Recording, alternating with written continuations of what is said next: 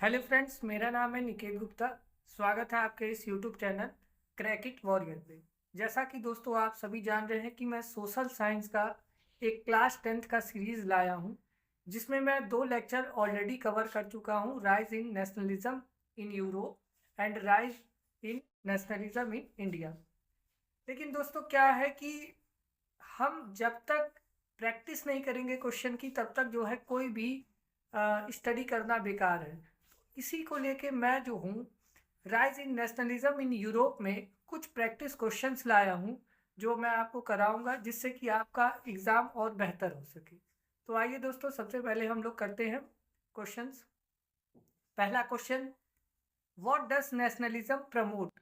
Option A colonial rule, option B foreign power, option C loyalty to king and D unification of people. देखिए दोस्तों, आप भी लोग comment में इसका आंसर देते रहिए, मैं आपको बताते रह रहा हूँ।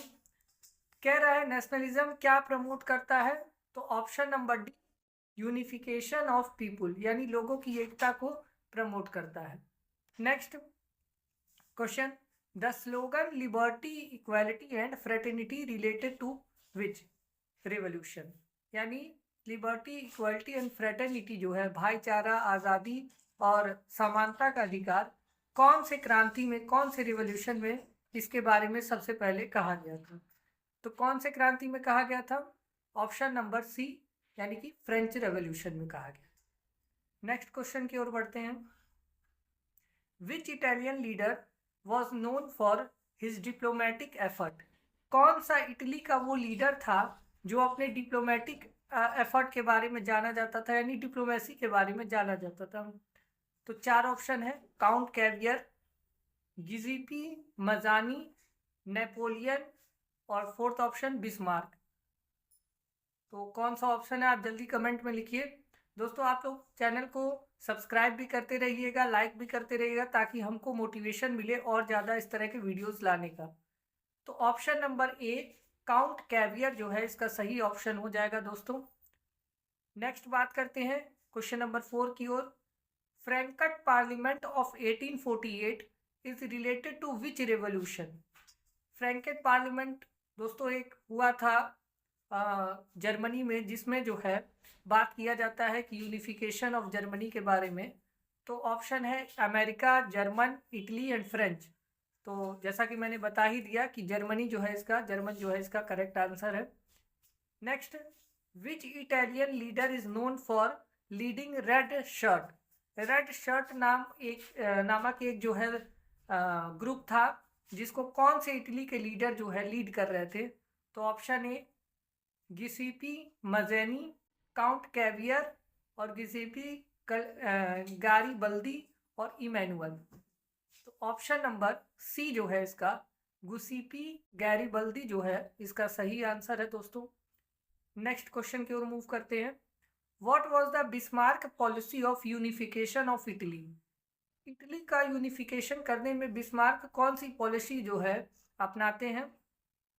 Option A democracy and freedom, option B nationalist brotherhood, option C blood and iron and D option peaceful diplomacy. तो आप भी लोग दोस्तों इसको कमेंट में आंसर देते रहिए। तो इसका आंसर हो जाएगा ब्लड एंड आयरन पॉलिसी जो है बिस्मार्क अपनाते हैं इटली को यूनिफाई करने में।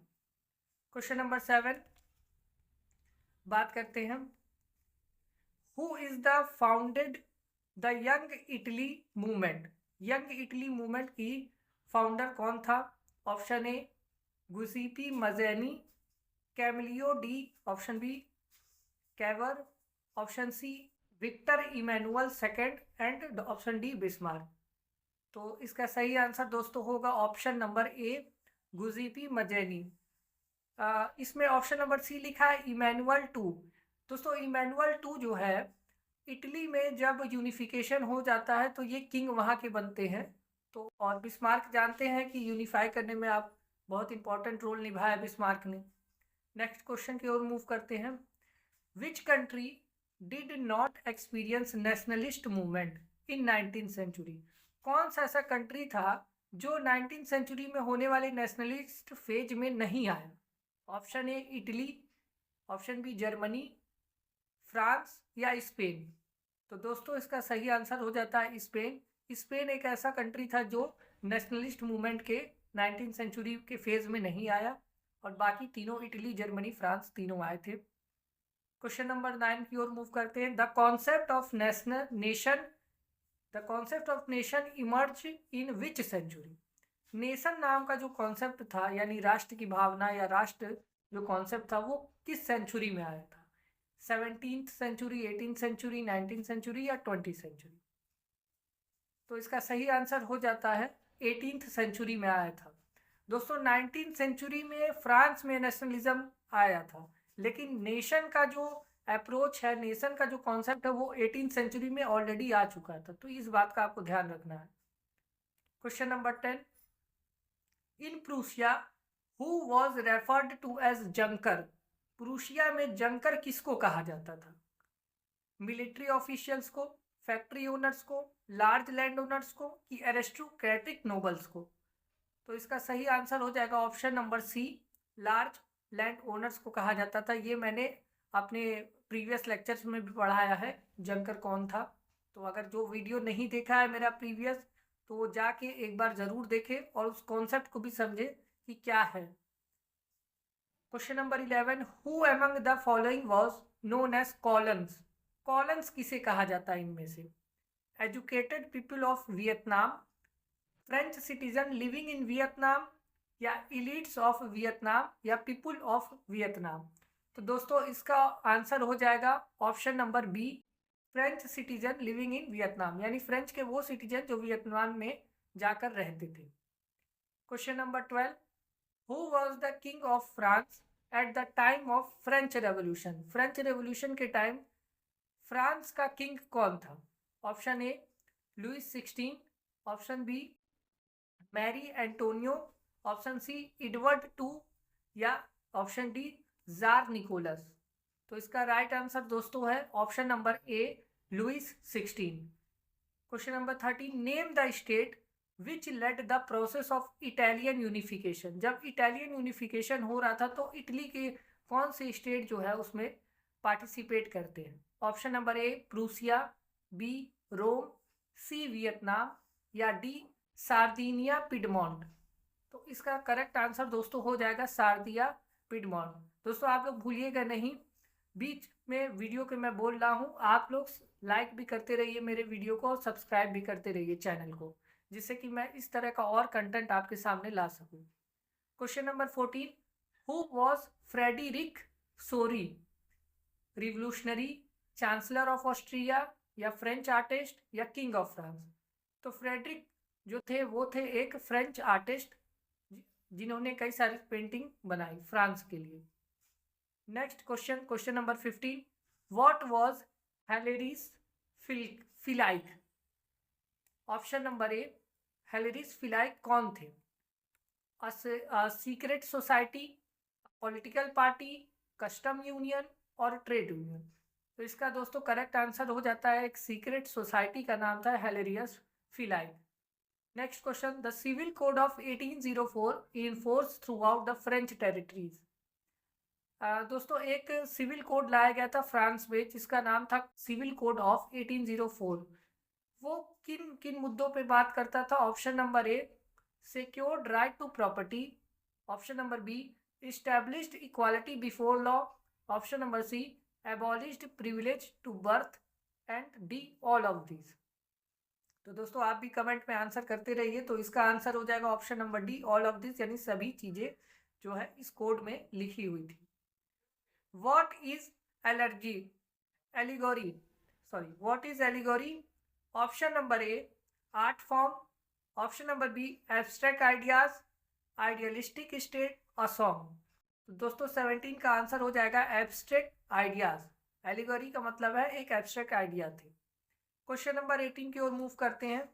क्वेश्चन नंबर 18 क्या कहता है, पढ़ते हैं। Who was Count Cavour. Count Cavour कौन थे? Revolutionary of Germany, option number B chancellor of Germany, chief minister of Italy, या कैथोलिक मिशनरी?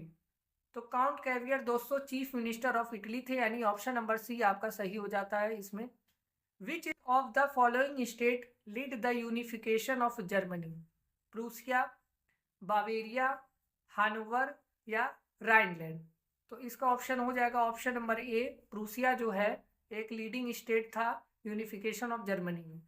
नेक्स्ट क्वेश्चन हम लोग पढ़ते हैं, when did Napoleon invade in Italy? यानी नेपोलियन जो है इटली में कब इन्वेड किया? 1797 में या 1905 में या 1795 में या 1821 में? तो दोस्तों इसका करेक्ट आंसर हो जाएगा ऑप्शन नंबर ए, 1797 में। What did the, question number 21 की ओर मूव करते हैं, what did the Napoleonic code of 1804 spell out? यानी नेपोलियन का कोड क्या कहता है, ये क्या लॉ कहता है? राइट टू प्रॉपर्टी की बात करता है कि इक्वालिटी बिफोर लॉ की बात करता है कि wiping out privilege by birth की बात करता है या ऑल ऑफ दीज की? तो दोस्तों 21 का आंसर हो जाएगा डी, ऑल ऑफ दीज।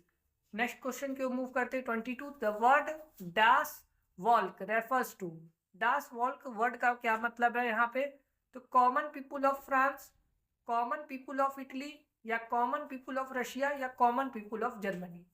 तो दोस्तों इसका आंसर हो जाएगा 22 का कॉमन पीपुल ऑफ जर्मनी, यानी option number D. Who led the Italian army against Spanish rule? Spanish ruler के अगेंस्ट में कौन सी इटालियन आर्मी जो है लीड करती है? किसकी Italian army? Option number A, Cavour, Bismarck, Mazzini या गारिबल्दी? तो गारिबल्दी ऑप्शन नंबर डी 23 का सही आंसर हो जाएगा। 24 की ओर मूव करते हैं, question number 24, Johann Gottfried a German philosopher believed that true German culture was discovered? एक जर्मन फिलोसफर थे, वो कहते हैं कि जो जर्मन का कल्चर है वो कैसे डिस्कवर हुआ? Option number A, in fairy tales से, अमंग द कॉमन पीपुल से या इंडियन लिटरेचर से या जर्मन लिटरेचर से? अब देखिए दोस्तों, इंडियन लिटरेचर तो वैसे भी नहीं होगा क्योंकि हम लोग इंडिया का नेशनलिज्म पढ़ नहीं रहे हैं, तो इसका सही ऑप्शन हो जाएगा B, among the common people.